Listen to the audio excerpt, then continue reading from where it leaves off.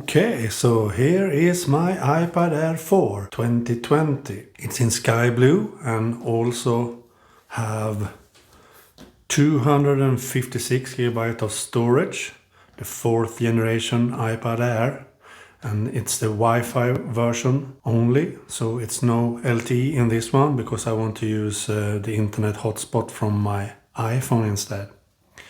So let's unbox this and see what's in the box.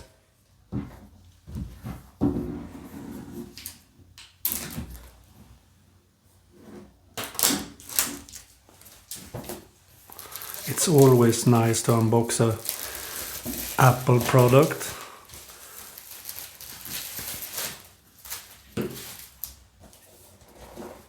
Really nice. So, the magic unboxing from Apple. Not so magic this time, I guess.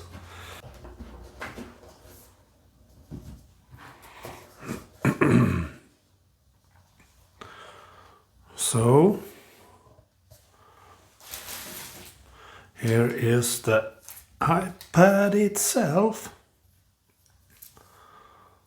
Gorgeous looking in sky blue. But let's check that out later. Let's see what's more in the box. We have the documentations, but I want to see if I get 2 stickers, Apple stickers. So let's check that out. Here we have some guide. This is the guide that leaked early on, before it was released. I did a blog post about that.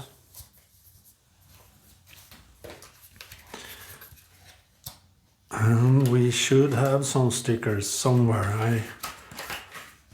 I'm sure of that. There they are. 2 Apple stickers, as you can see. Nice, really nice. So, what's more in the box?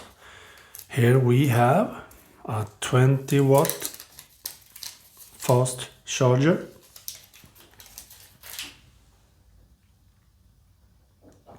Apple original fast charger, 20 watt, so that's nice.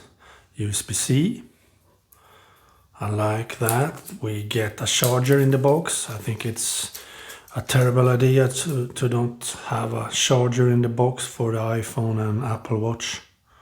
But in this one we get a 20 watt charger. That's really good.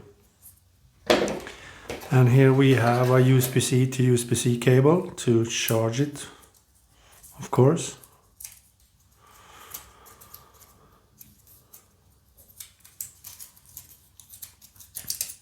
I will see how long it is, because they usually is quite short, and this one is also short, 1 meter. So I have better cables than this, but it's good to have. And that's what's in the box. So let's see the iPad Air itself. This is a really pleasure to do every time. Like so. Feels so good to do this on an Apple product. Nice. And here it is. Looks really nice. I love that.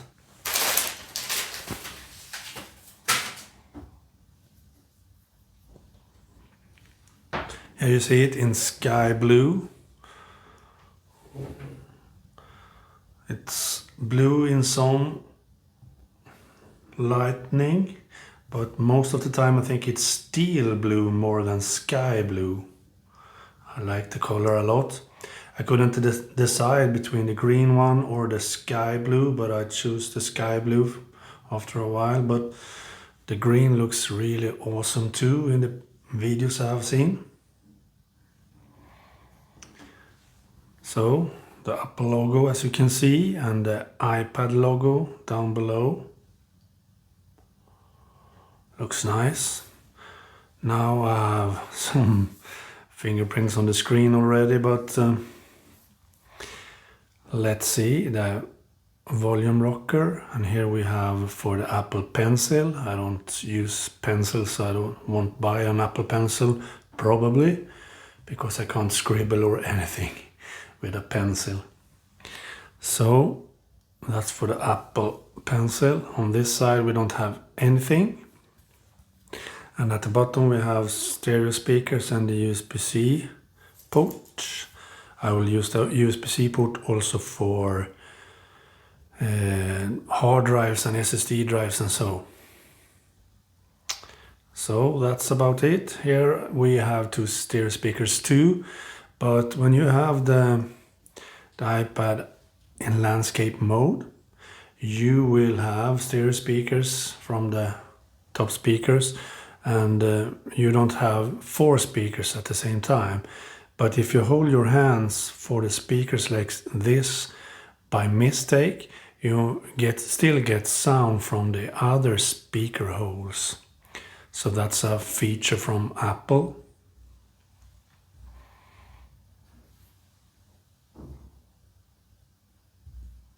And here we have the new fingerprint sensor on the power button. Feels nice. It feels like glass above it. Feels nice. I like that a lot, because I think Face ID is awesome to have, but I think on an iPad, I think the fingerprint reader could be really good to have in the power button.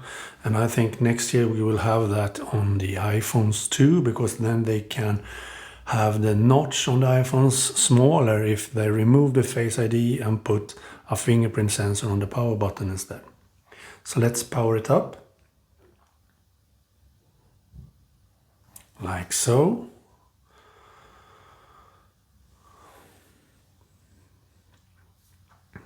Seems to work.